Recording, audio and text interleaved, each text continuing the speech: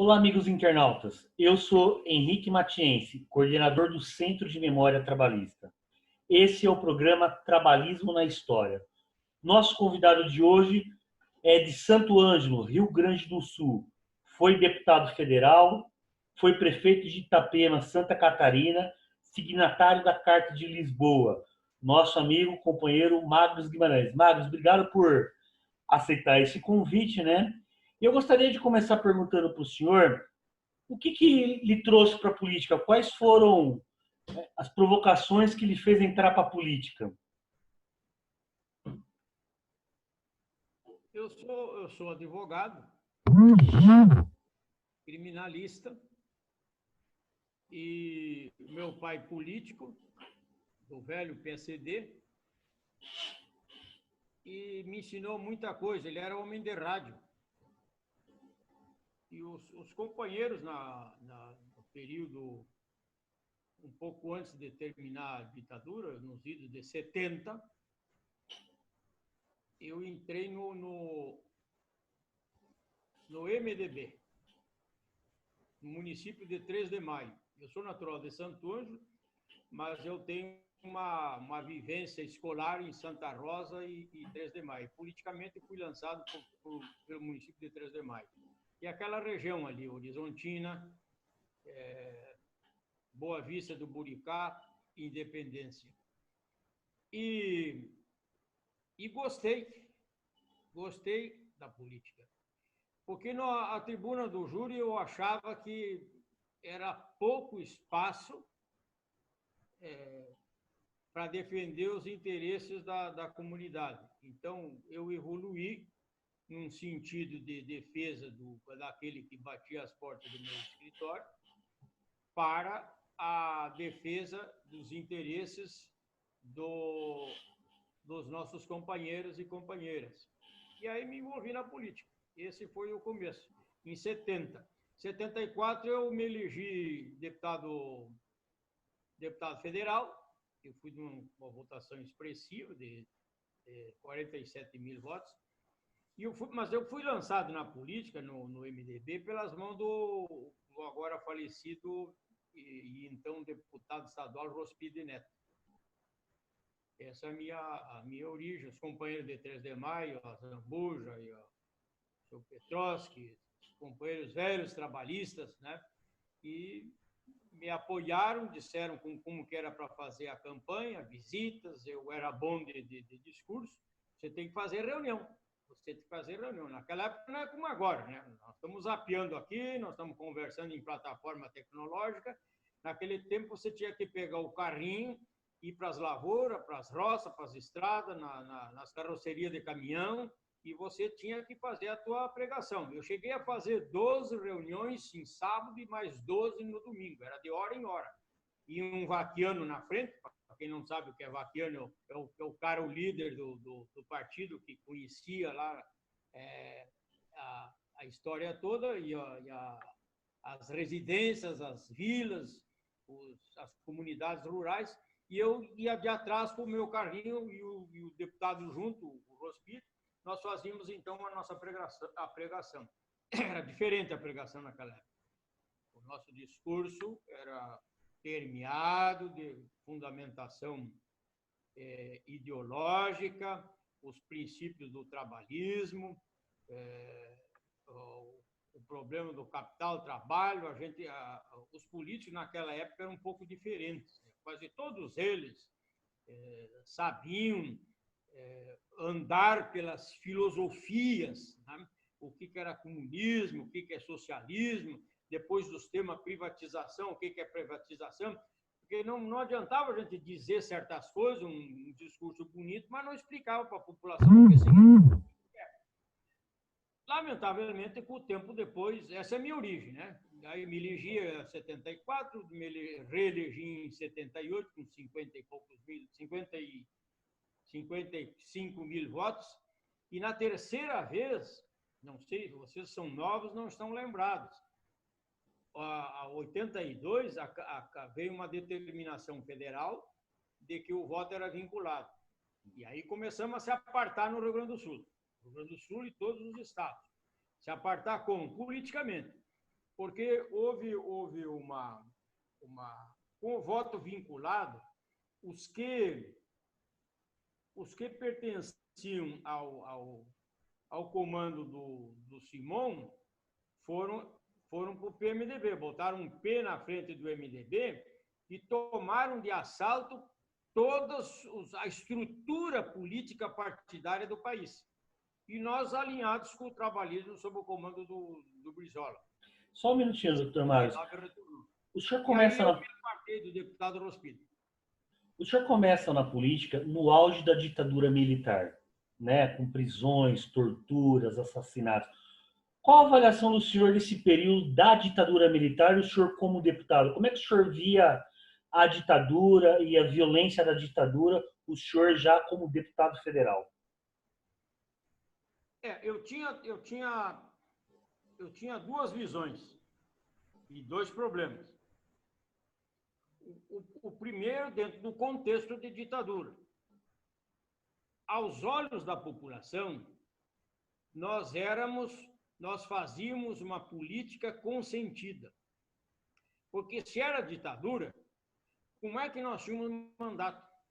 Se era ditadura, então eu tinha consciência disso, mas muitos não tinham. Vocês têm que largar os cargos, têm que partir para o negacionismo, e nós rebatimos dizendo o seguinte: bom, bem ou mal é ditadura, mas nós, enfim, temos o nosso mandato para contestar o que a ditadura vem fazendo. Esse é o primeiro ponto.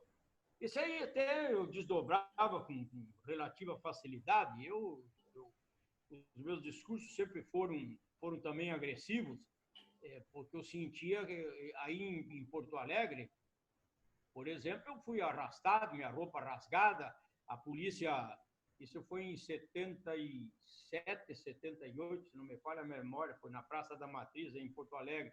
Uma senhora foi agredida e nós enfrentávamos as paradas. Bom, mas o segundo ponto que eu me refiro é a animosidade que as lideranças do MDB de então tinham com aqueles que se confessavam trabalhistas, por ideologia, e aceitavam a liderança do Dr. Brizola e queriam que ele retornasse para ser candidato a presidente da República numa eventual abertura. Isso foi fatal para mim. Eu arrumei muita encrenca, muito dissabor, levantavam vozes contrárias a mim, ataques pessoais, fofocas no país inteiro. Eu tive uma discussão terrível com o Jarbas Vasconcelos, deputado federal, do grande líder do MDB na época, um dos fundadores do PMDB, com a turma do Simão também. E eu tive então, esses dois pontos. Mas isso não me impediu, esses ataques, essa violência contra mim, reportagens inverídicas, uma situação de toda a ordem, né? Exatamente. Isso que as pessoas têm que compreender hoje, porque nós éramos três. Era o deputado Getúlio Dias, eu e o deputado José Maurício, no começo, isso nos dias de 74, no Congresso Nacional. E lembro que eu conheci o Brizola, só depois de eleito, para depois não dizer que se elegeu por causa do Brizola. Aliás, o discurso de todo mundo do MDB naquela época, no país inteiro, era viva o Jango, viva o Getúlio, viva o Brizola. Se elegeram às custas do nome do Brizola, do Getúlio e do Jango. E depois traíram o Jango, traíram a plataforma trabalhista e traíram principalmente o Brizola. Eu tenho um exemplo do Brizola uma vez. Eu caminhei com o Brizola uns 2 anos na Europa. Eu conheço vários países pela mão do Brizola. A pretexto de ir para a ONU representar o Brasil, eu não ia na bancada do Brasil na ONU, em Nova York, eu ia caminhar com o Brizola pela Europa. E aí, de certa feita, ele disse o seguinte: o Magno, eu estou cansado aqui de estar no exílio. Ele queria voltar de qualquer jeito, independente de anistia lenta, gradual e não sei o quê, que vigorava naquela época, no governo primeiro do Geisel e depois do Figueiredo. Veja lá com os companheiros no Rio Grande do Sul quem é que está disposto a assumir que eu volte agora. Isso antes do decreto da anistia. Tá. Voltei para o Brasil, fui para Porto Alegre, andei na praia, Xangri-Lá, falei com então deputado estadual Simão, que era o grande líder, depois governador e senador. Mas o que tu acha, compadre? O que tu acha do Brizola voltar? Não, vai tumultuar, isso aqui já está difícil. Aí fui lá no outro lado, fui lá no Wilson Vargas, fui não sei o que, não sei o que. O único que não negou ficha foi o Sereno. Sereno Chess não negou ficha. Volta porque nós vamos garantir aqui. Então, é lamentável isso aí. E mais lamentável ainda, eu falo para... Tu é da Juventude Socialista? Já fui da Juventude, né? Hoje já... Eu já fui da Juventude, né? Hoje eu não sou mais, né? Mas tu pertence a quadro partidário, desculpa eu te perguntar. Na Fundação Leonel Brizola, trabalho com o Dr. Manuel Dias. Tá, muito bem. Mas eu quero falar também, essa minha pregação, isso que eu estou falando, eu falo aqui em Santa Catarina, quase todo mês, quase toda semana, pelas mãos da Juventude Socialista. Aliás, aqui em Santa Catarina, a Juventude Socialista é o maior movimento político partidário. Nós estamos com, eu e mais um outro pessoal que é novo, bem mais novo que eu, estão imbuídos de que esta é a melhor fase, porque passa o Brasil, fase de crise, de colocar alguma coisa que preste na cabeça das lideranças. Porque hoje os partidos políticos e as lideranças em comum não se recusam a falar sobre ideologia, não querem falar sobre filosofia, não querem adentrar nos assuntos de partido nenhum. Eu faço autocrítica do nosso, mas os outros até são piores. Então, se nós não falamos política no sentido de cevar a nossa história, quem é que nós somos, o trabalhismo que tem como objeto aquele que trabalha, aquele que produz, nós não somos contra o capital, mas achamos que o capital tem que estar a serviço daquele que trabalha, remunerar o suor do seu rosto. Agora, ninguém fala sobre isso. Ninguém quer explicar quais são os sinônimos e os adjetivos dessas palavras que eu estava dizendo antes, para distinguir o que é um comunista, que é a coletivização do trabalho, o que é um socialista, a socialização dos meios de produção, mas mantém a democracia e partidos políticos vigorando, o que é democracia, estatização, privatização. Nós temos que explicar isso aí. E os jovens aqui estão explicando que aqui é uma máquina político-partidária, mas tem sido raro por aí. Depois que você está na JS ou não está em lugar nenhum, qual é que é a oportunidade que aquelas pessoas que estão no comando partidário há muitos e muitos anos, qual a oportunidade que dá? Então, a falta de debate, a falta de espírito público, a falta de militância decorre disso. A máquina partidária está viciada, está na mão dos mesmos há muito tempo, não se renova. E sem renovação, tu sabe o que acontece. Acontece que existe um buraco em todas as reuniões que você faz, você que está aí em Porto Alegre, no Rio Grande do Sul, eu aqui em Santa Catarina e todos os outros, cada reunião que você faz, seja na igreja, seja no partido, seja no comércio, na indústria, tu tem uma diferença brutal de idade entre as pessoas. São 20 anos que nos tomaram. 20 anos o Brasil não cevou, não fez criar novas lideranças, por causa de quê? A ditadura. E tem gente ainda que se levanta, pede a palavra, sim, mas eu não acredito que houve ditadura. Então tem que vir uma nova ditadura, como agora, que já existe ditadura, além de existir recessão. Nós não estamos enfrentando crise pandêmica, coisa nenhuma. É a crise econômica também. E a razão da crise econômica, a crise de moral, a corrupção que está aí em todo o mundo, os partidos políticos não estão mais representados no Congresso, nas câmaras e nas assembleias, porque lá existe o partido da bala, existe o partido dos crentes, existe o partido dos católicos, existe o partido dos automóveis, existe o partido dos militares, existe a milícia. Eu falei aqui nesses agrupamentos de políticos, eu falei em ideias, filosofia, plenos. Então, nesse tipo de diapasão é que eu ando pelo Estado. e outros devem andar por aí da mesma forma, mas somos muito poucos. E a Mas, máquina seu Mário, partidária exerce uma pressão muito grande em cima de nós, para que a gente fique quieto, que a gente fique no cantinho, não assuma os cargos partidários e não permita que a JS também cresça e ocupe a posição que ela merece. o senhor está falando sobre ideologia. O golpe foi em cima de uma ideologia, foi contra o trabalhismo. O senhor tem essa análise que o golpe de 64 foi contra o trabalhismo? É. Eu vejo que os companheirinhos, por exemplo, do PT, que a gente não gosta de citar, mas a gente cita. Durante muitos anos eles negaram isso aí. Muita gente negou. Negaram por oportunismo, porque se serviram das nossas fileiras trabalhistas da época e encheram as fileiras do petismo no ABC de São Paulo. Isso é claro hoje. Claro hoje. A revolução, a ditadura, o movimento, qualquer coisa que a gente possa denominar historicamente, mas para nós é a ditadura de 64, ela se impôs apenas e tão somente sobre, não apenas a sigla PTB, que essa foram nos tirar mais tarde, mas quanto ao fundamento filosófico do trabalhismo. Para eles não interessava a reforma de base. Não interessava nós defender a estatização das empresas públicas para poder o pessoal trabalhador e o pequeno e o médio comerciante terem chance de crescer na vida, na sua vida pessoal, na sua vida familiar e na sua empresa.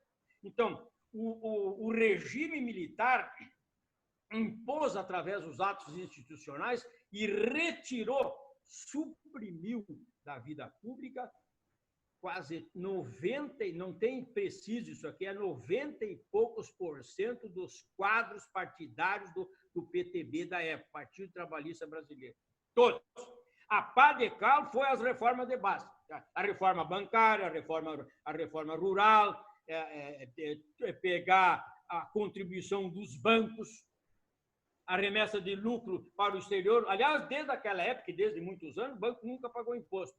Então, o resto tudo foi pretexto. Como a linguagem do PTB era no sentido de cada vez mais cercar de proteção os interesses do trabalhador, o empresariado grande, os militares, a mídia e a Igreja Católica da época se levantaram, vamos acabar com os petebas agora. Chamavam nós assim, vamos acabar com os petebas. E aí veio a Revolução. Resultado, 20 anos que eu não votei. Tem gente que, às vezes eu gosto de dar esses exemplos, eu dou esses exemplos. Às vezes eu falo para o meu filho, não, o pai de vocês nunca, o pai nunca durante 20 anos, não votou para presidente da República, não votou para prefeito, até era interventor na faixa de segurança de 100 quilômetros. Nós temos o Rio Uruguai, de 100 quilômetros, era prefeito, era interventor. E também para presidente e governador do estado. Todos os governadores eram nomeados. As instâncias hidrominerais, o prefeito era interventor. Eles não acreditam. Mas tem 20 anos da minha vida que eu tive parte, eu fui deputado. Eu fiz a minha parte. Tem dezenas, centenas de discursos meus condenando isso aí. Que o preço disso aí seria pago bem depois pelas gerações futuras, que é o alijamento nosso. Então, a gente pede, o senhor que idade tem? Eu tenho 30, 40 anos. Então, tem um desboque de idade nessas reuniões, que é uma coisa impressionante. Ver que tamanho o preço que as gerações futuras estão pagando. E vocês vão ver agora o preço que as gerações que estão nascendo hoje vão pagar pela descompostura moral, pelo entreguismo das nossas riquezas, pelo desmando, pelo esfacelamento total das nossas riquezas, a entrega das nossas riquezas minerais para países estrangeiros. Entregamos a nossa soberania ao Departamento de Estado dos Estados Unidos, uma vergonha. O custo disso aí para as gerações, não só dos que têm hoje 10, 20 anos, mas os que estão nascendo, vai ser altíssimo no amanhã. Porque essa massa humana que poderia estar impregnada de idealismo, está pura e simplesmente desiludida, me condena você, não, vocês são uns bobos, vocês são uns trouxas, vocês têm que largar de política e têm que sair, ou quando tem política e carga para ganhar dinheiro, nada. O que eu tenho, se eu contar o que eu tenho, eu tenho, além dos mandatos que você falou, eu tenho um mandato de vereador também, mais 2 mandatos aqui. Né? Se eu contar o que eu tenho, vocês vão dizer que eu sou bobo.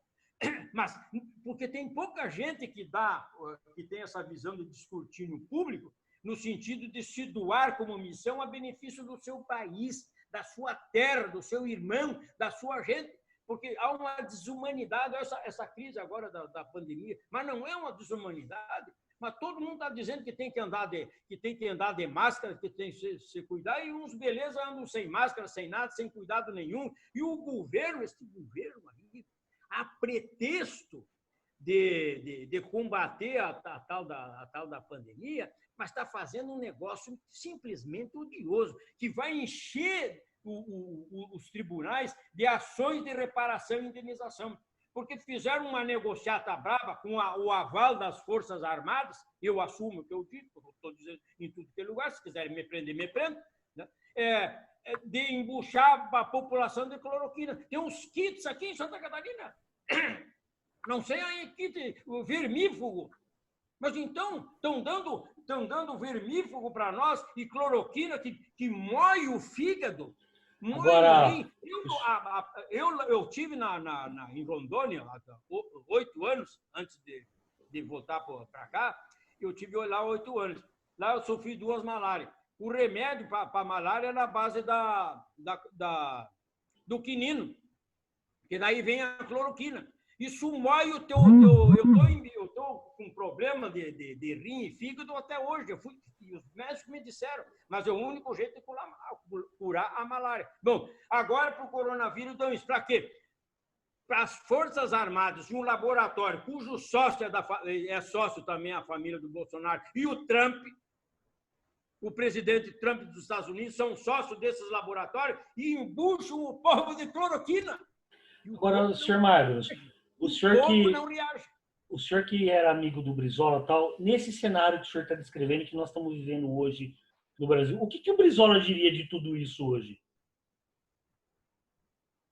Se você colocar um tape, naquele tempo parece que a gente chamava tape, hoje é vídeo, põe um vídeo do Brizola, mas é igual para hoje.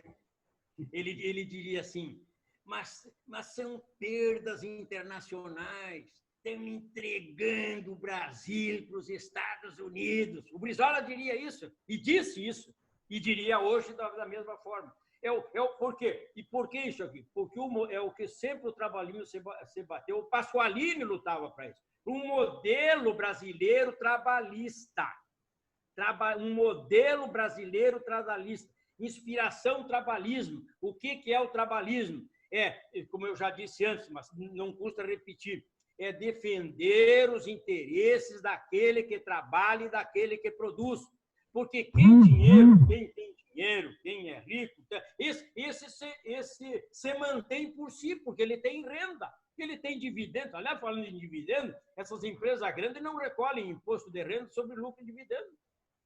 Isso é outro absurdo. Então, o Brizola, eu não quero enganar ninguém, mas eu tenho a impressão que ele se levantaria em armas para poder sacudir o povo como ele sacudia com a rádio lá em 62, na legalidade. A Rádio Gaíba. Agora, quem é que hoje tem peito e coragem para fazer isso aí? Quem é que tem lastro moral para fazer isso aí? Quem tem princípios para fazer isso aí? Dá para contar nos dedos? De uma mão? Nós temos agora o nosso candidato, que Deus o mantenha firme, temos um plano nacional de desenvolvimento, encabeçado pelo Ciro, temos que desdobrar esse negócio aí, não tem problema nenhum. Eu estou nessa, eu acompanho o Ciro, sei, o homem valoroso, valente, etc. e tal. Agora é o seguinte, eu estou avisando a eles lá em Brasília desde uns 3 anos atrás. Vamos fazer um plano. Agora, além de um plano, nós precisamos educar politicamente as gerações. Nós precisamos ensinar como se faz a boa política. Nós precisamos saber dizer e explicar quem é que nós somos, qual é a nossa bagagem, de onde é que nós viemos, por que é que nós falamos desse jeito, o que é que nós sentimos, por que derrotaram o PTB naquela época, só via as armas e via uma ditadura. Por que isso? Todos os mandatos foram extintos. Por que aconteceu isso aqui? Porque aquela gente daquele passado que tinha um discurso primoroso, não é pelo discurso primoroso, mas porque tinha filosofia. A gente dá como exemplo, mas aí nós temos aí um extraordinário líder, e às vezes abandonado. Vocês têm aí em Porto Alegre, ali na Vila Assunção, o Alceu Colares, que visitei o ano passado. Por quê? Porque ele sabe, ele é um homem de consciência, um homem de valor, hostilizado várias vezes na política do Rio Grande do Sul, e não é só porque é negro. Além de negro, tem alta sabedoria, alta qualificação moral e de princípios, sabe tudo sobre os princípios ideológicos do nosso partido. Para isso, parece que alguém que quer sempre ser adonado do partido, parece que a essas pessoas não interessa. Como também não interessou o Pasqualini na época, hein? Também não interessou o Pasqualini na época. Houve uma briga grande do Pasqualini, o João Goulart e o Brizola, porque o Pasqualini diz... eu não tenho medo de dizer isso aí, eu não tenho medo, não. O Pasqualini, ele dialogava asperamente com o Jango e com o Brizola, porque ele alertava.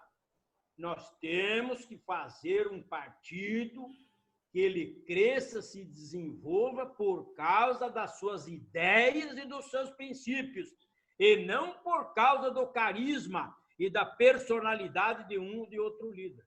Vê o que o homem pensava naquela época. Depois eles se acertaram, um discurso lá no Senado Federal, eles se acertaram. Mas isso é histórico. Então, já daquela época, tinha gente lúcido, politicamente, moralmente, que divisavam problemas. Quanto alguém a pegar o partido e ser, em vez de ser o intérprete das aspirações do partido e das suas ideias, a população via o partido numa pessoa honesta, naquela pessoa, e não como um partido, uma formatação filosófica prenhe de princípios e de ideias. E, lamentavelmente, aconteceu e nós hoje estamos aí. Agora, o senhor falou que viajou muito com o Brizola no exterior, o Brizola estava no exílio. Como é que o senhor via e como é que era a conversa do Brizola no exílio? O Brizola era um homem magoado pelo exílio, era um homem... Qual que era o sentimento do Brizola, como o senhor conviveu com ele viajando no exílio? Como é que era o Brizola no exílio? O Brizola, eu tenho um livro, está lá no partido, me prometeram faz 30 anos para publicar o tal do livro e não saiu ainda. Eu vou acabar, mesmo aposentado com essa ideia, vou 80, 90 anos, 100 anos, mas eu publico isso aqui porque isso ali tem, isso que eu estou falando aí tem muita coisa. E registros e pontos fundamentais das quais ninguém me contou. Eu, Magnus Guimarães, participei. Então, o Brizola, para mim, é um vulcão. Não sei se vocês já viram um vulcão. Eu estive onde eu vi bastante vulcões, foi na Nicarágua. Não é na Nicarágua. Na Nicarágua. E no Chile. Você não quer ver... O vulcão é um cone. Uns ainda saem a fumacinha, outros está inativo, então não sai nada, e outros sai fogo. É Guatemala, não é Nicarágua. Eu fui na Guatemala. Então, o vulcão, água e fogo. No fogo tinha umas labaredas. Então, você não quer olhar. Você acaba olhando. Você faz a viagem inteira, tu só olhando o tal do vulcão. O Brizola é assim. Onde está o Brizola, você está olhando o Brizola. O cara é carismático. O pessoal ficava de boca aberta. Né? Os exilados. Então, por exemplo, a primeira... Ele me encontrou e até me curou de uma gripe em Nova York. Eu cheguei lá, marinheiro de primeira viagem, comi mal, comi um hambúrguer, não sei de quê, fiquei mal e ele que me tratou. Em Nova York. Aí dali já mudou minha passagem, eu fui para a Suécia, Itália, França, e fui a Paris, fui a tudo, conheci toda a liderança. Todas as reuniões, você notava isso.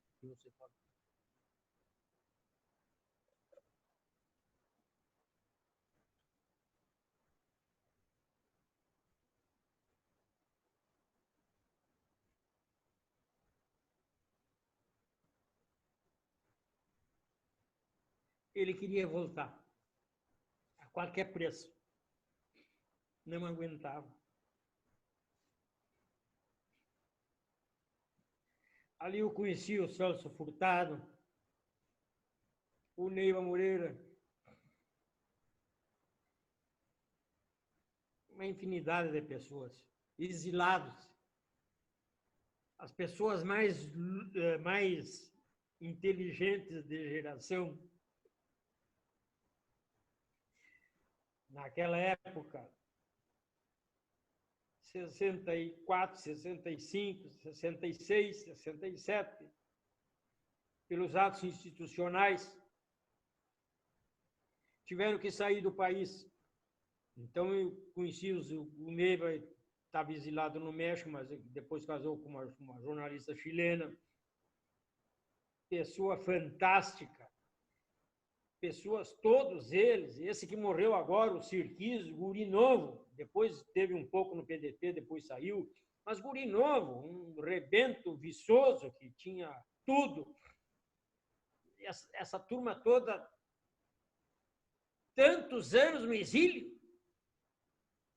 E aqui a grande parte da imprensa, os partidos, o MDB, nem vou falar da Arena naquela época, era Arena e MDB naquela época. A Arena defendia os propósitos da ditadura e o MDB fazia, às vezes, de democracia para dar uma imagem de democracia para o exterior. De frescura, não, fique lá.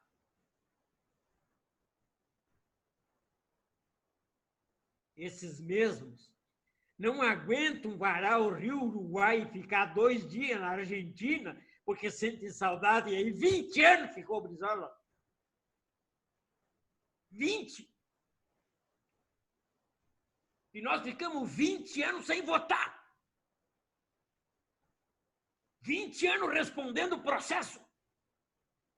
20 anos sem fazer reunião. 20 anos sendo patrulhado ideologicamente.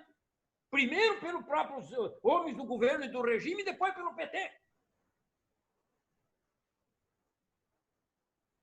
Hostilizados, como eu fui várias vezes. O Alceu, que imediatamente depois do Getúlio, o Alceu entrou no trabalho, sob o comando do Brizola. Quantas vezes hostilizados? Então, o que nós fazíamos? Não era só eu que viajava para lá, o Getúlio ia, 4, 5, 6, depois entraram mais deputados federais. Eu não me lembro, tem um de Minas Gerais, o Zé Maurício do Rio, eu já disse. E nós retratávamos para o Brizola o que estava acontecendo no Brasil. E o que estava acontecendo no Brasil é que seria permitido a anistia sem o retorno do Brizola e do Arraes. Porque a anistia tem uns que não gostam de ouvir isso aí, mas isso é história. Quem não acreditar no que eu estou dizendo, vai nos anais do Congresso Nacional e veja a proposta de anistia do MDB, do Ulisses Guimarães. Qual era a proposta de anistia? Era a partir de 31 de março de 64, para deixar fora o Brizola e o Arraes, porque o problema deles era de 62 da legalidade. Então, eles não queriam que nós fôssemos insercidos na fase da redemocratização do país. Saiu a anistia pelo regime militar do general Figueiredo. Aí saiu a anistia. Aí contemplou tudo, até porque contemplou os algozes da ditadura, que estão belo e formoso aí, enquanto na Argentina estão tudo na cadeia. No Uruguai estão todos na cadeia. No Chile estão todos na cadeia. Aqui no Brasil, não pegaram os militares. Que torturaram, que assassinaram, que esconderam os corpos. Não. Passou até pela Comissão da Verdade. Então, o Brizola recebia essas informações e aí ele seduzia mais ainda. Agora, Aí ele seduziu mais. agora o senhor foi um dos Ele tem essa signatários. marca. Tinha. O senhor foi um dos signatários do Encontro de Lisboa, que era o grande encontro dos trabalhistas do exílio com os trabalhistas brasileiros, que queria retomar o PTB. Me conte, senhor Mário, os bastidores do Encontro de Lisboa. Como é que foi esse encontro? Qual o clima? Qual é a visão do senhor desse grande encontro que é a marca da retomada do trabalhismo? Quando saiu essa reunião em Lisboa, já era praticamente certa a anistia, o retorno, pelo retorno. Então, o clima era já um certo contentamento. Eu participei, não é que eu tenha só escrito também, eu tenho que explicar isso aí, só as pessoas que subscritaram a Carta de Lisboa, porque estavam lá passeando, percorrendo lá a Europa, no meu caso, participando das reuniões, e eu tinha direito à palavra nessas reuniões, né? Uma hora com o François Mitterrand, depois veio a ser presidente da França. Não conheci o Olaf Palme na Suécia, porque nessa época eu estava lá, ele foi assassinado. Um negócio meio escabroso, aí não está meio explicado. Da Espanha, o primeiro da Espanha, Felipe González, e o nosso grande presidente de Portugal, Mário Soares. Hã? Mário Soares. Mário Soares, esse aí. Isso eu estive sentado pessoalmente com ele, ao lado, e conversando. Então, eu estava dizendo que aqui no Brasil, da anistia, veio a anistia. E o clima, então, era quase que, não digo euforia, mas era entusiasmo. E eu participava, como os outros, de oficinas, de reuniões preparatórias por tema. Eu escolhi relações internacionais, autodeterminações dos povos, eu escolhi. Isso é um tema que me agradou. Eu pena que não consegui terminar esse curso de relações exteriores em Brasília. Mas e defendíamos essas teses. E os outros foram distribuídos no campo da educação, no campo agrícola, etc. E tal. E ali saiu as bases e as diretrizes, os princípios para a formação do PTB. O PTB das mãos do Brizola. E aí, retornando, nessa fase, eu retornei em 78, isso foi 78. 79. 79. Não, eu retornei em 78. O Brizola retornou em 79. Retornando em 78. Isso também é histórico e tem prova nos anais do Ministério da Justiça.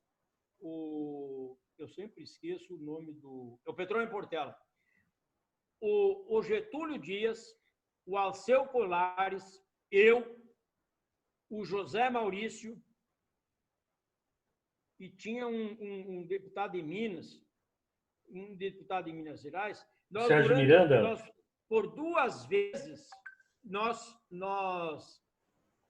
fomos recebidos pelo Petrônio Portela. E o projeto do Petrônio Portela, quanto na redemocratização do país, ali incluído um assunto sobre os partidos políticos, ele garantia o retorno das agremiações anteriores. Então, PTB, PSD, PRP, PS e esse é a UDN, a União Democrática Nacional lá das Minas Gerais, que seria a extrema-direita. 5 ou 6 partidos, só, isso aí. Tá. Acontece que ele morreu aqui, ele sofreu um ataque, um problema, ataque súbito, de doença em Tubarão, Criciúma, aqui no sul do estado de Santa Catarina. Não se sabe por quê. Tem certas coisas que não se explicam, tem várias coisas que não se explicam aí. Ele não foi atendido aqui, foi levado para Brasília, morreu. Ele morreu, assumiu quem? O Golbery Costa Silva. Então, acabou-se a nova fase de partidos políticos com as legendas anteriores. Teria que botar um livro embaixo do braço colher assinaturas em 9 estados, 5% de companheiros, e é o que eu fiz com vários companheiros, inclusive aí no Rio Grande do Sul, mas eu andei até em Belém do Pará e lá na Belém do Pará, e vários estados andei. E para registrar o partido. Então, nosso PTB, o primeiro que escreveu ali, o Leonel Brizola, né? E assim foi. Muito bem. E nós de plantão. Eu era advogado do partido também. Entre outros, eu era um dos advogados. Eu sou um dos que ajudou o Lidovino Fanton, que Deus o tenha, extraordinário companheiro, Lidovino Fanton, é o que celebrou a legislação eleitoral primeira após a ditadura, que vale até hoje. Claro que houve várias emendas e reformas, né? Mas é do cérebro do Lidovino Fanton, nosso companheiro aí do Rio Grande do Sul, falecido, que Deus o tenha. Então, na mão do Golbery do Couto e Silva, foi tudo isso vetado. Nós de plantão no cartório do Tribunal Superior Eleitoral em Brasília. Em primeiro lugar, protocolizamos. O que aconteceu? Não, mas aqui já tem um protocolo da senhora Ivete Vargas que protocolou antes. Então, pelos fundos, os militares, o governo militar, porque era um governo militar, eles não aceitaram a sigla PTB sob o comando do Brizola. Aí que está o fundo. E daí, então, perdeu a imantação, sem a sigla PTB, ou a imantação, evidentemente. Depois, achincalhar, avacalhar, que hoje está aí na mão do tal do Jefferson, um dos próceres políticos do atual governo, aí, o Jefferson. Muito bem. Aí criamos o PDT no Rio de Janeiro. Agora, voltando um pouco para o encontro de Lisboa, senhor Marius, tem algumas figuras muito importantes na história do Brasil e na história do trabalhismo. Por exemplo, Francisco Julião, que era um grande nome do encontro de Lisboa. O que o senhor tem para falar para mim sobre Francisco Julião no encontro de Lisboa? O Julião, antes dessa reunião antes da reunião de Lisboa, já tinha conhecido muitos, quase todos os líderes que estavam. Não lembro o nome, Augusto dos Santos, era um líder metalúrgico, aquele menino falecido também, o grande líder negro, eu não lembro o nome dele. Mas o Julião eu conheci na cidade de Cuernavaca, interior do México. Ele, um licenciado lá, licenciado é um senador mexicano, eu fui lá pelas mãos do Neiva Moreira e conversei com esse senador. E o senador, esse, interessante, na casa do Francisco Julião. O menino, o Anacleto, é um gurizinho pequenininho, tinha 6, 7, 8 anos, hoje foi deputado, e reencontrei o Anacleto depois de muitos anos, no ano passado, num encontro disso que eu estou falando aqui, de pregação doutrinária, o Anacleto nos encontramos aqui em Santa Catarina. Então, estou na casa agora em Cuernavaca do Francisco Julião. O senador o mexicano, ele disse que tinha estado em São Paulo e aí fez as suas apreciações, que não entendia como é que as lideranças brasileiras hostilizavam um líder do porte do Leonel Brizola. Você vê o cara, ele é isento, porque é de fora, uma liderança política de fora, e como é que ele teve essa percepção? Ele sabia exatamente o que estavam as coisas na política, né? Então, o Julião é outro, uma fantástica imantação. Esses caras têm um brilho pessoal, são feitos de outro amálgama, é outra liga esses caras, né? Tanto falando em liga, ele foi líder das ligas camponesas, nem se imaginava revolução e não sei o quê, ideias, coisa de tal, e o cara já estava lá fazendo a sua revolução campesina, dando terra, distribuindo terra para quem precisa, porque os ricos já têm terra demais. Às vezes eu conheço todo o Amazonas, essa estada lá de 8 anos na região norte, eu fico sempre pensando assim, mas como é que pode, mesmo sendo uma empresa, mesmo sendo um banco, mesmo sendo uma multinacional, como é que pode dar conta de 1 milhão de hectares? 2, 3 milhões de hectares, 100 mil hectares? Não tem como, você sabe que é difícil você cuidar até do teu roçado. Agora, cuidar de tudo isso tudo é fraude, isso é roubo, isso é traquinagem em cima da soberania do nosso país. Mas o Julião, então, ele, claro, ele aproveitou essas pinceladas, que a gente estava lá, e contou também como era dura a vida de campo, e a esperança que ele tinha também de retornar. E esse aí, seguido, falava com o Brizola. Com o Brizola, seguido, ele falava com o Celso Furtado, por causa daqueles temas econômicos, né? O Furtado, esse eu conheci em Paris, o Celso Furtado. Chegou a ser professor emérito da Sorbonne, uma das maiores universidades do mundo. Mas me encantou este Francisco Julião, viu? E a simplicidade com que eles viviam lá. E parece a pessoa que quanto mais simples, mais humilde, parece que ela fica mais humana, mais sábia, mais compreensiva. Eu tenho grata lembrança dessas lideranças. O Neiva, a mesma coisa. O Neiva era diretor, ele foi diretor do Quadernos del Terceiro Mundo, do México. Esse era o Neiva, né? Caderno precioso de informações políticas. Agora, outra figura importante que teve no encontro de Lisboa foi o Betinho, que depois liderou uma campanha contra a fome, foi indicado ao Prêmio Nobel da Paz, não ganhou. E o Betinho no encontro de Lisboa? Qual a lembrança que o senhor tem do Betinho? O Betinho foi um dos raros que eu não tinha muito assim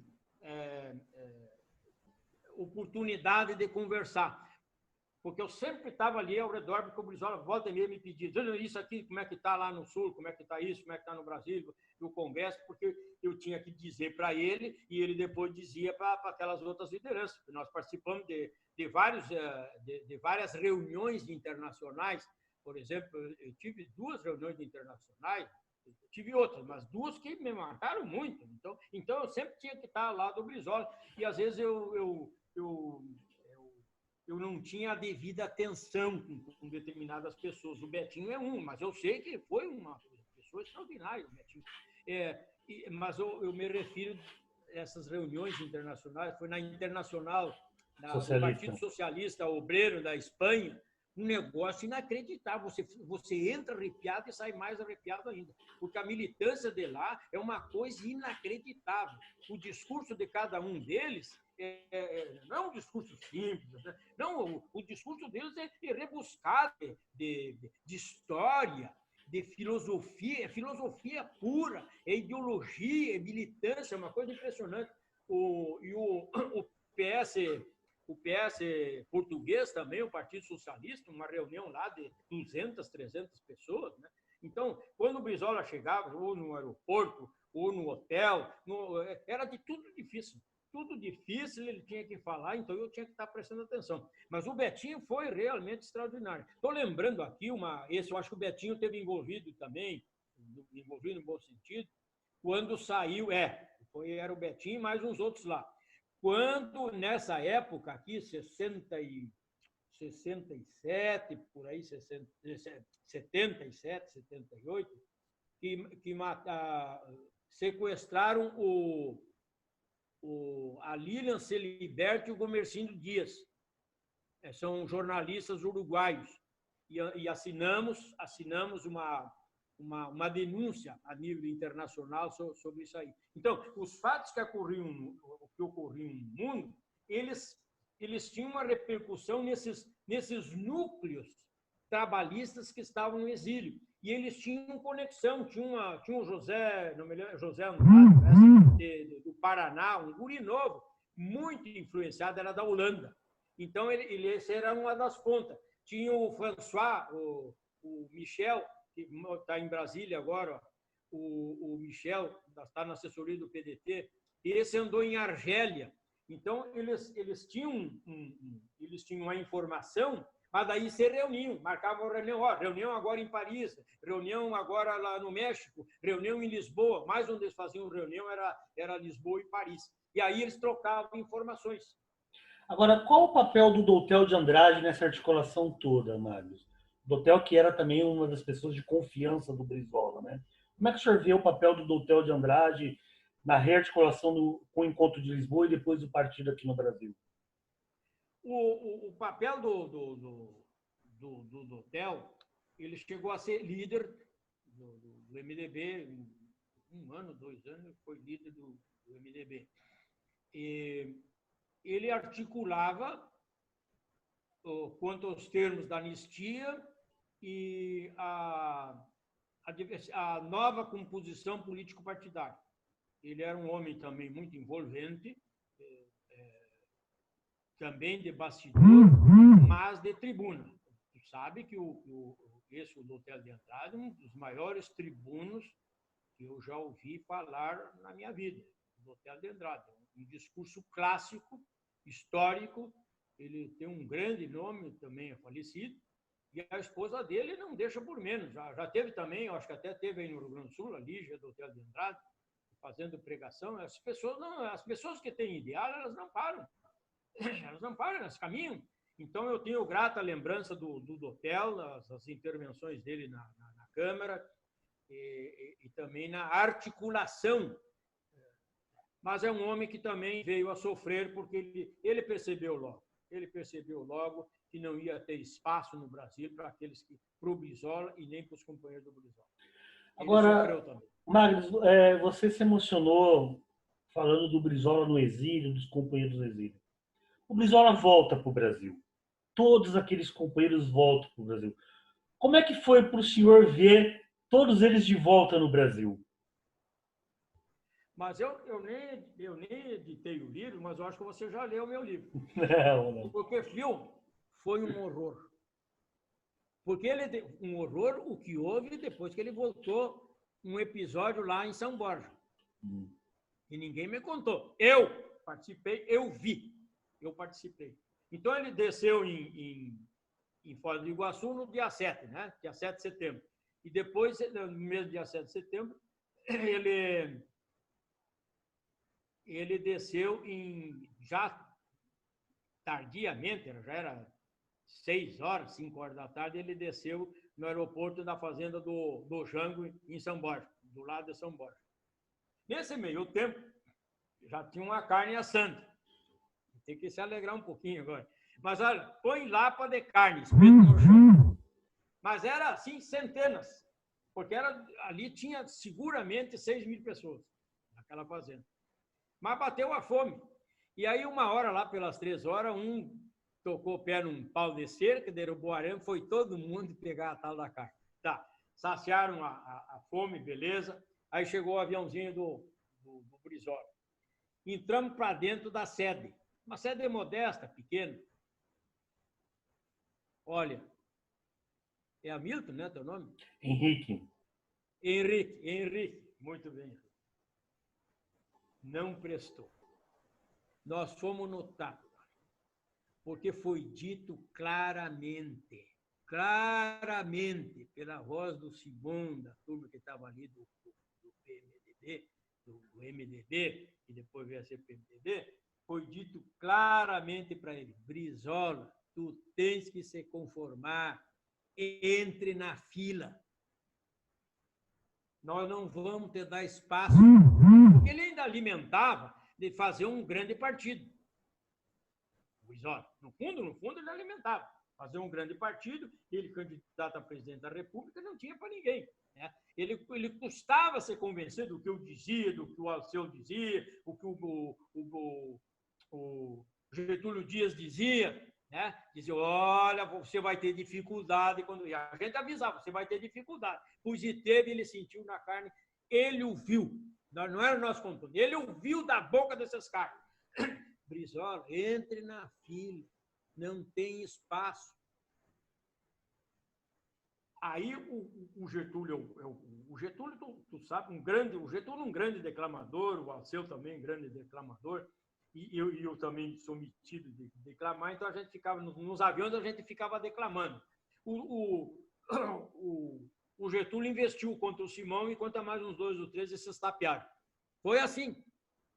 Foi assim que o Brizola chegou. Aí ele sentiu em que mato ele ia lenhar. Aí ele sentiu. E depois ele disse: pois é, nós vamos ter dificuldade.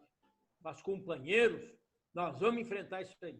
Vamos tentar agora no tribunal, eu não me lembro as datas, vamos tentar no tribunal o PTB e vamos para frente, eu não me conformo e eu vou dar uma lição nesses caras. E aí foi. Restou para nós o PDT, aquela candidatura que depois, tu sabe a candidatura aquela do Brizola, se ele fosse para o segundo turno, ele ganhava extraviado a eleição, pois comeram ele no primeiro turno. Mas por que o Brizola não... No norte, eu vi a votação, eu vi o que estava sendo decidido. E pedia para os companheiros, mas venham para o norte, atacar aqui, vamos fazer a diferença um pouco aqui. Pois daí ele não foi para o segundo turno, deu no que deu. O Ciro, a mesma coisa que o Ciro fizeram. E tem uns caras, uns idiotas, que não querem analisar as coisas, os fatos. Vai acontecer a mesma coisa agora.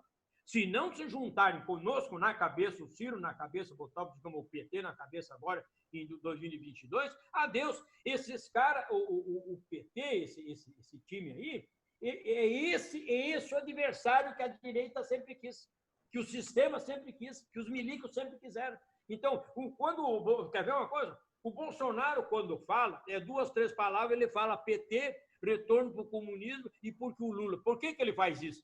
Para sempre estar deixando o Lula e o PT na mídia. Mas e nós fora? Então, esse tipo de dicotomia, isso favorece o PT e favorece quem está no governo, esses milicos. É isso. E nós de fora. Quando nós de fora é que somos a chance. Mas agora, bota isso na cabeça do povo. Qual é a opinião do senhor? Por que o Brizola não foi para o segundo turno? E qual foi a sensação do senhor com o Brizola não indo para o segundo turno? Porque era o grande reencontro do Brasil, né, com o trabalhismo, né? O senhor atuou na campanha, tudo. Qual foi a sensação do senhor de ver o Brizola não indo para o segundo turno e o senhor, como amigo do Brizola, como o Brizola ficou intimamente com essa não ida ao segundo turno? A meu juízo, o partido cometeu alguns equívocos quanto à distribuição de roteiro. Por exemplo, no Norte, o Brizola foi uma vez. E a votação lá no Norte, só a votação do Norte, a diferença, já era a diferença para ele ter ido para o segundo turno. Só na região Norte, essa apreciação. Mas, ouvindo o relato, na época, de outros companheiros, eles também afirmavam a mesma coisa. Né? O partido, ele subestimou essa ideia, essa proposta dos que estavam no poder, de que alijariam o Brizola no primeiro turno. Porque para tirar a vontade do PT na época dele já apoiar o Brizola, isso era impossível, era uma missão impossível. Eles jamais abririam mão. Jamais abririam. Eles não tiveram com o Ciro a generosidade que o Brizola teve com o Lula lá naquela eleição de 82. Porque o Brizola, o que fez o 82? Porque o Brizola, ele perdeu, ele não foi para o segundo turno, mas declarou apoio para o Lula. Mas vamos engolir o sapo barbudo. Ele disse, vamos engolir o sapo barbudo. E todos nós acompanhamos o Lula. Então, eles não têm essa generosidade. Agora, aqui para nós, só tem generosidade quem professa uma missão como arte política. Na política você vê uma missão, um compromisso, uma situação de sentimento, de ideal. Esses caras aí não têm ideal, não têm sentimento, não têm humanidade, não tem nada. É só interesse próprio. É só interesse próprio. Só isso aí. Agora, o Brizola foi 2 vezes governador do Rio, né? Qual a avaliação do senhor nos governos do Brizola no Rio de Janeiro? Pois é, dias atrás, eu leio muito esses sites de analistas políticos. E já não é a primeira vez que eu li, nesses últimos dias, é recente. Matéria sobre isso aí. O pessoal sentindo falar, se o Brizola estivesse no Rio de Janeiro. Se o Brizola estivesse... Porque liquidaram aqueles CIEPs. Porque existe no Brasil, lamentavelmente, nessa parte do mundo, principalmente no Brasil, que é de língua portuguesa e influência americana, de que os nossos filhos não precisam se educar para ser massa de manobra dos norte-americanos. Isso está mais claro que a água, está mais limpo do que a luz. Isso está claro. Sabe? Então, não tem que estudar, não tem que se educar. E a nossa visão é a educação, para você saber quem é no mundo, para você saber dos teus direitos, para saber das tuas obrigações, para saber o que tu pode fazer pelo teu país. Né? Se tu pergunta hoje aí para qualquer um que está caminhando na rua, ô meu filho, o que tu quer ser na vida? O cara não sabe. O cara não sabe o que quer ser na vida. Por quê? Porque é falho a educação. Isso tudo nós tínhamos lá no CIEPS, tinha aí no Rio Grande do Sul também o CIEPS, tinha escolas semeadas por aí todo. Isso desde 50 anos atrás. Quando a gente fala agora, 2022, não, vai lá no tempo do governo do Brizola, no Rio Grande do Sul, de 58 a 62, 600, quase 1.000 escolas rurais. Mas para que isso no rural? Para ensinar. E olha como floresceu a agricultura, como floresceu a mente do agricultor, o preparo dele para a vida do seu filho. Né? E hoje, então, de vez em quando, parece que dá um ataque cerebral nesses caras, eles reconhecem alguma coisa, os feitos do Brizola no Rio de Janeiro. Lembrado até hoje.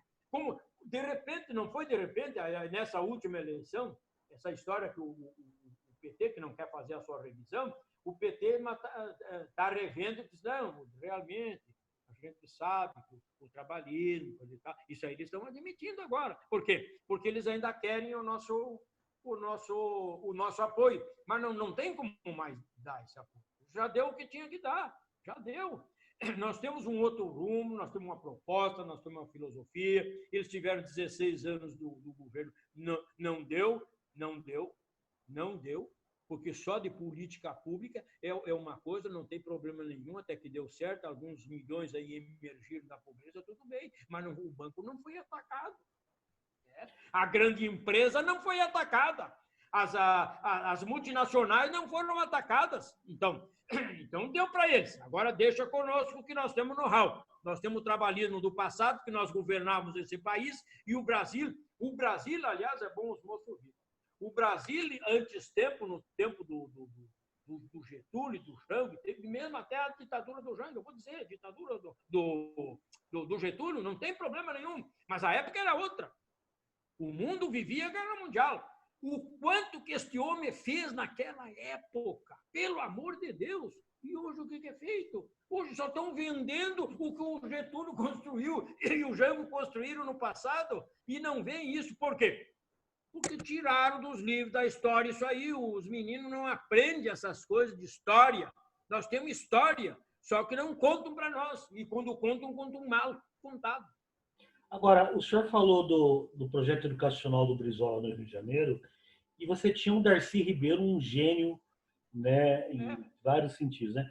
A opinião do senhor sobre... O Neyman. A opinião do senhor... por exemplo, fundador da Universidade de Brasília. Sim. A que ponto esses caras chegaram? Trabalhista. Esse aí eu conheci também. Estava esquecendo, você me lembrou. Exato. É o Darcy Ribeiro. O Darcy eu conheci, acho que em Paris. E depois, em Brasília, ele viveu, depois que voltou do exílio, ele é mineiro, mas ele morava numa casa perto do Congresso Nacional, e eu tive umas 2 reuniões com ele. Esse era outro. Quando começava a falar dos índios e as nações indígenas e antropologia, você podia ficar bebericando qualquer coisa ali, um sanduichinho, uma Coca-Cola, um whisky, você varava a madrugada ouvindo o cara. É impressionante. Pois esses caras foram relegados do seu país. Foram relegados do seu país. Foram enxotados, foram expulsos. Né? Foram expulsos. Isso é uma coisa inacreditável. Quando a gente falava isso no exterior, a meninada lá do exterior, da militância socialista, eles já achavam uma coisa impossível. Estava impossível. Mas como nós aqui estamos recebendo, a gente vê esses caras falando, eles sabem, eles têm conhecimento, né? E no entanto, lá o país mandou eles para fora. Chamares, a gente, nesse bate-papo, a gente está falando de várias lideranças, de ideologia, do trabalhismo. O que o trabalhismo é para a vida do senhor? A proposta trabalhista, a doutrina trabalhista, a filosofia trabalhista, para mim, é o molde econômico, social para qualquer nação do mundo. Nós, claro, que nós tivemos no passado um interesse de observar a doutrina do Partido Trabalhista Inglês. Claro, nós reconhecemos isso aí. Mas, desde aquela época, a partir do pensador Alberto Pasqualini, que tem livros da autoria dele, ele burilou esse pensamento, ele amoldou a situação brasileira. E isso é muito rico. Falta agora a nossa participação, porque naquela época, nós estamos falando de 50 anos atrás, naquela época não tinha os recursos de tecnologia que temos hoje. O que nós temos agora é adaptar essa mensagem trabalhista, essa proposta trabalhista, essa ideia trabalhista, de acordo com a realidade tecnológica agora, para que a nossa mensagem, o nosso discurso chegue na comunidade. O nosso discurso não está chegando. Nós não estamos sabendo usar a tecnologia, porque mudou muito. Eu, por exemplo, eu só posso agora estar falando assim, ou numa reunião que a JS marca para mim aqui no estado, eu vou e falo. Mas a nossa militância não tem como chegar ela sozinha no líder do bairro, ou em alguém do bairro que seja identificado um líder do bairro, porque é diferente. Antes a gente andava, pegava um carrinho, andava, levantava aquela pessoa, ele ia distribuindo, ele já tinha esse conhecimento. Essa que é a verdade, nós temos que fazer essa autocrítica. Num passado não muito recente, as lideranças políticas, por mais simples que tenham sido, elas tinham uma noção do que era trabalhismo, do que é o sujeito do governo, eles tinham esse conhecimento. Hoje eles não têm. Então, como a pessoa hoje ela não está amadurecida para a matéria de ordem política, então nós temos uma tarefa tripla. Nós temos uma tarefa tripla. Nós temos que chegar nessa pessoa, nós temos que convencer essa pessoa e nós temos que encontrar qual é o material tecnológico para essa pessoa assimilar a nossa bagagem trabalhista. Então, o que eu encontrei nas minhas andanças, da forma como eu escrevo, da forma como eu falo, e que eles estão entendendo, é resumir tudo isso aí. O trabalhismo é uma doutrina, uma filosofia que defende os interesses do trabalhador.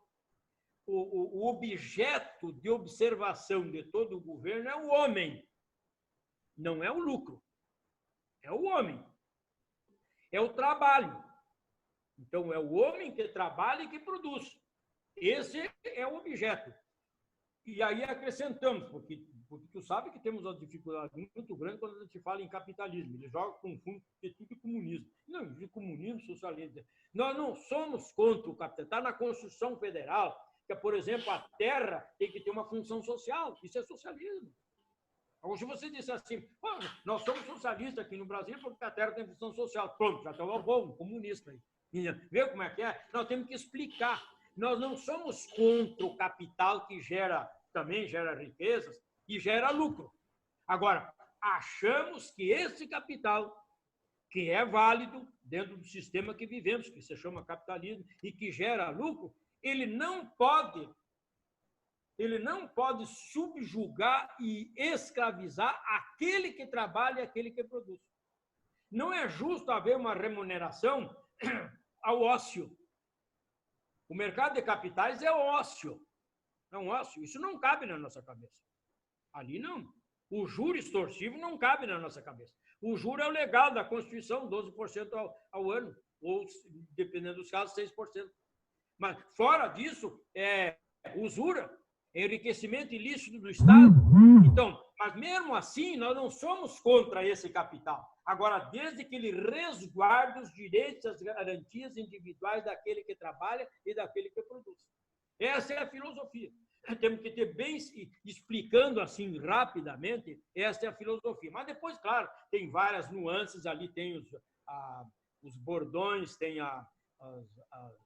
as definições do Alberto Pasqualini, que escritas à época, você lendo agora, é um negócio notável, viu? Serve bem para agora. Serve bem para agora. Então, resta, se nós temos a mensagem, nós temos a filosofia, nós temos um discurso, a palavra, temos disposição para ir buscar o companheirinho lá. Só falta nós encontrarmos a maneira de chegar neles. E saber utilizar a tecnologia, como você está utilizando agora. Eu estou distante, estou dizendo uma coisa que é para vocês aí que eu nem imaginava isso aí, né? E que você pode disseminar aí várias vezes para outras pessoas e como se uma palavra de um companheiro sirva para reflexão, né? São coisas históricas que eu participei, né? É o que eu penso sobre o trabalhismo e mais gente vão poder comungar com isso aí. Como? Através da tecnologia. E às vezes também eu não me penitencio disso. Se não é, por exemplo, a companheira aqui me ensinar para fazer isso aqui, eu já não estava dando certo. Então, já estou apanhando nisso aí, eu preciso de assessoria. Então, deu errado na primeira, agora deu certo a assessoria e estamos conversando. Então, acho que acertamos o rumo. Agora, senhor Mário, o senhor teve experiências extraordinárias, conhecer o mundo, conhecer grandes personalidades. Qual é o impacto que Leonel Brizola teve na vida do senhor?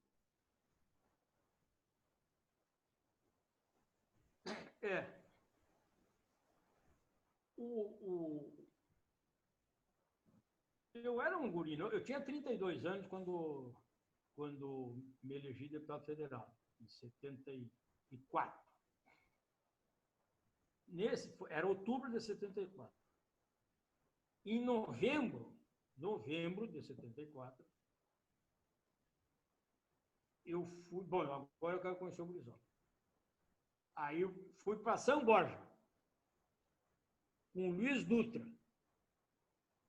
grande companheiro, me hospedava na casa dele, eu fazia uma votação lá no São Borja, era coisa de louco. Aí por isso fez muita inveja, muitos ciúmes que davam de mim, aí, isso eu reconheço, né? Mas, enfim, eu tocava a minha vida em frente. Aí eu quero conhecer o Brizola. Aí fui pela mão do Luiz Dutra, do Unegatti, que foi deputado estadual pelo PDT de Itaqui, e fomos a Taquarembó falar com o Percy Penal, exilado, lá num posto de gasolina. Dias antes ele tinha tomado um tiro, um assalto na boca. Então ele tem um defeito na boca. Percy Penal, ele é natural de São Borja, estava exilado em Montevideo. Aí ele nos levaria na fazenda do Brizola, acabou não encontrando o Brizola e fomos encontrá-lo em Montevideo. Mas tem um lance para as pessoas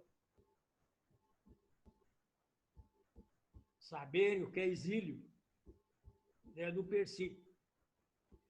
Chegou, nós estávamos conversando, aí chegou o filho do Percy, isso em Taquarembó, no Uruguai. Chegou o filho do Percy chorando, ele perguntou: ¿qué tienes, hijo?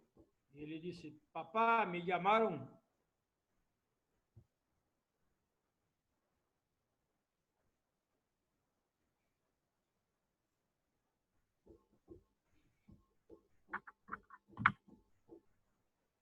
Llamaron de brasileirito de mierda. E eu tive que romper.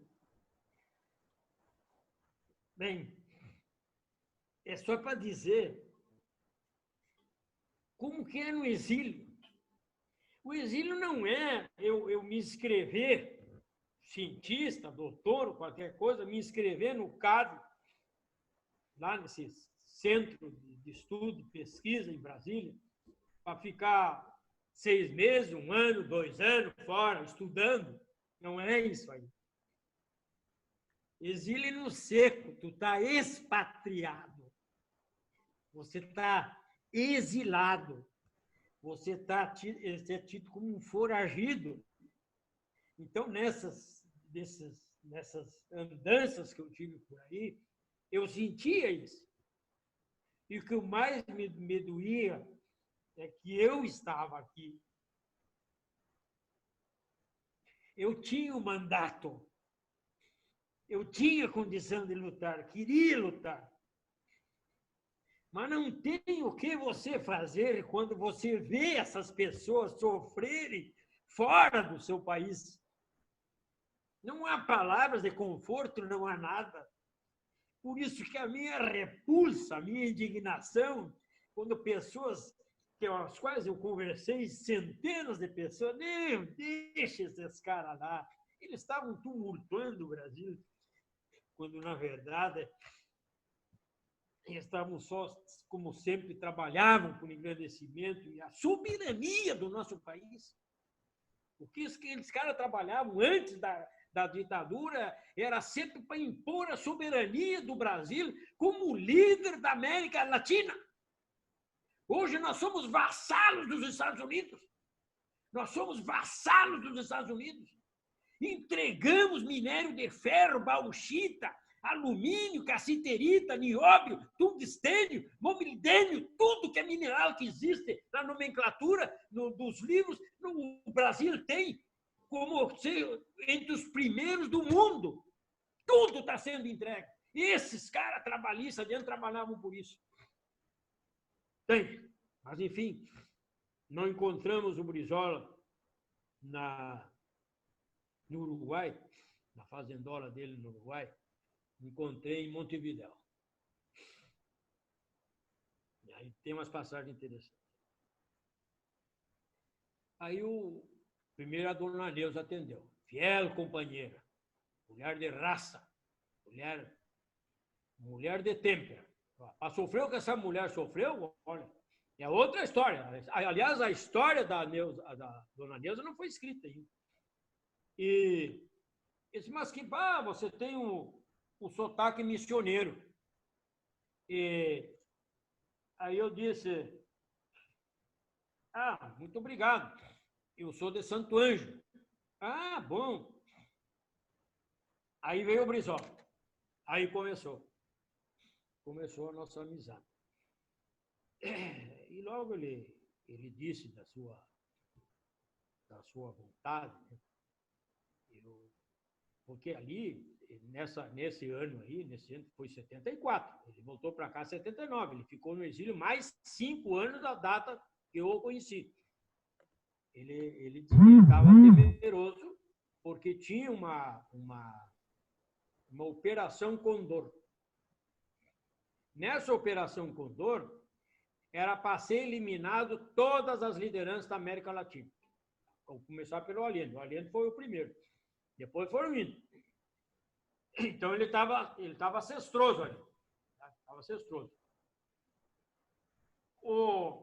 E logo está. Aí mas o Jango, eu queria conhecer o Jango também. Então, recém o Jango saiu de Miguel, mas está embarcando de Buenos Aires, está embarcando para Paris. Então, eu não conheci o Jango. Mas ele colocou o Jango no telefone. Aí o Jango disse para mim, você é o tal do Magnus que arrancou muito voto em São Borja? Sim, presidente, sim, presidente. O Jango já estava saindo porque estava avisado que ele era dos próximos da lista. O Jango, para ser morto. O Jango depois veio, mataram o Jango também, né, com veneno. Bem, o Brizola, depois nos cumprimentamos, eu retornei, fui para Brasília, fiz a mudança, etc. e tal. Mas aí o que aconteceu com o Brizola no Uruguai, em relação a essa Operação Condor? Ele acabou tendo que arrumou abrigo Veja só, na Embaixada dos Estados Unidos, o então embaixador Andre Young, que era o embaixador dos Estados Unidos para assuntos da América Latina, para testar a política do Jimmy Carter, de direitos humanos, do Carter. Do Carter, né? Isso, Jimmy Carter. Do Jimmy Carter, da política de direitos humanos. E deu certo. Com o aval dos passaportes da Embaixada dos Estados Unidos, ele rapidamente foi para o aeroporto e você foi. Então, parece que desceu em Nova York. Aí depois, Nova York, aí o périplo do Brizola era Nova York, Lisboa, Paris. Onde mais ele andava. Né? E com ele eu fiz incursões na Suécia, em Estocolmo, em Oxberga. Oxberga tem uma passagem interessante. Oxberga fica uns 20 quilômetros de Estocolmo, mas frio, mas põe frio. Aqui ontem na Serra fez menos 10, ontem fez 8, aqui em Itapema fez negativo, lá. Aqui fez 4 positivo. Lá deu 16, estava 16 negativo em Oxberga. E a comida à base de peixe. E eu, claro, sou acostumado, não vou já me arrebentei com um hambúrguer em Nova York, eu não vou comer isso aqui. Fui para a cozinha, que eu não sou de muita frescura, fui para a cozinha e levei um sueco junto para me traduzir e pedi um frango. Quando tu não sabe a língua dos caras, você fala em espanhol. Daí, pollo. Arrumou uma canja, mas eu estava sentado do lado do Brizola. Aí fui para o meu lugar, sentei ao lado do Brizola, conversando. Nisso veio a canja. Quando veio a canja, o Brizola olhou para aquela canja, né? E aí eu olhei para ele e perdi. E aí eu pensei, perdi minha canja.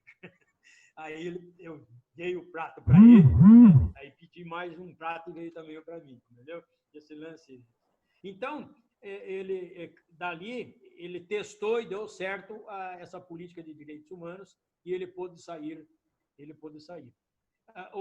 Lá fora, claro, muito difícil fazerem atentados contra essas personalidades, né? Muito difícil. Mas o tempo provou depois que quem ficou por aqui não teve a melhor sorte, como o caso do Jango, que acabou sendo envenenado na Argentina. Sr. Marcos, eu gostaria muito de agradecer o senhor por essa entrevista e eu gostaria que o senhor encerrasse dizendo dessa experiência toda e se hoje o Brizola estivesse aqui, o que o senhor diria para o Brizola?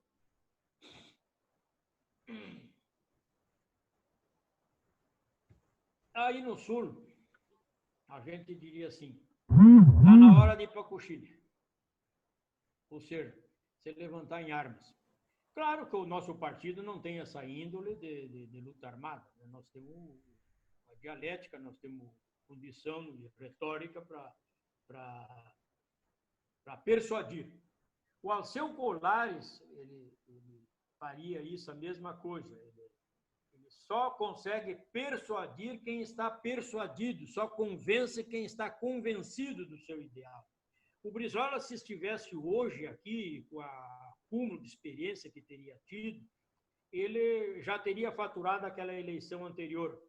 E, pelo peso da autoridade moral do Brizola, é muito difícil hoje você encontrar um homem dessa envergadura, dessa estatura moral, uma pessoa testada na vida pública.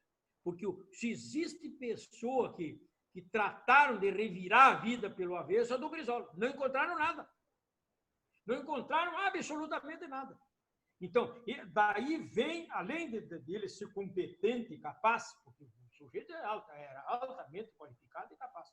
Se você desse, é ontológico isso aqui, se você desse um assunto para ele agora, o doutor Brizola, tem uma palestra, isso era meio-dia, tem uma palestra às 20 horas da noite, às 20 horas, sobre energia nuclear. Topa, ele ia lá, dava um banho.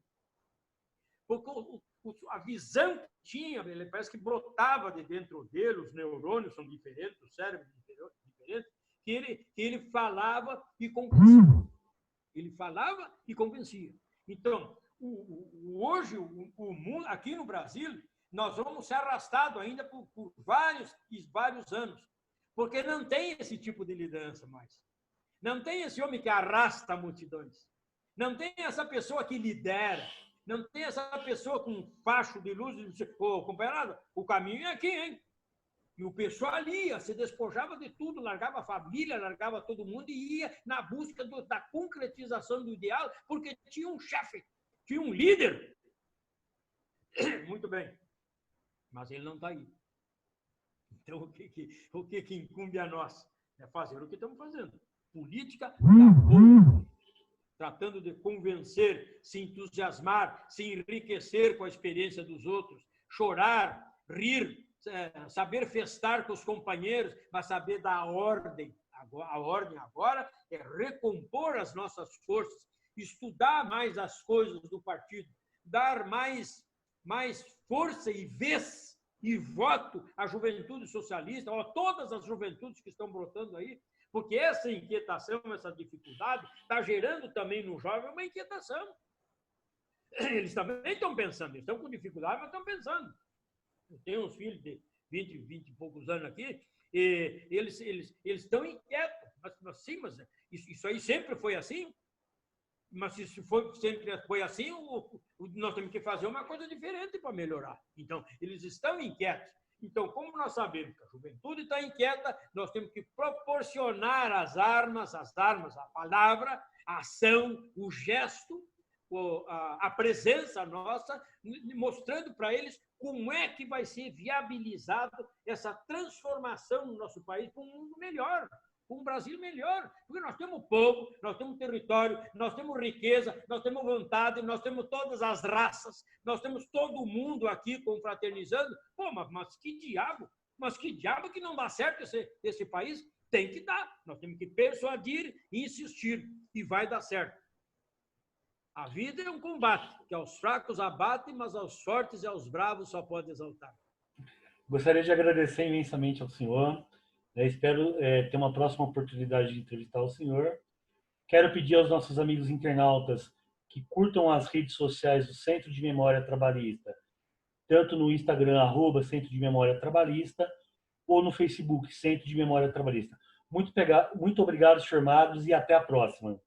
Obrigado, Henrique. Vocês foram muito gentis, muito obrigado. O trabalho de vocês é fundamental, é fantástico. Essa fundação, tanto o Alberto Pasqualini como a Leonel Brizola, são fantásticos, companheiros técnicos especializados, políticos de escola, e também merecem cada vez mais avançar nos quadros partidários. Um grande abraço para vocês, sucesso no Rio Grande do Sul. Tchau, tchau.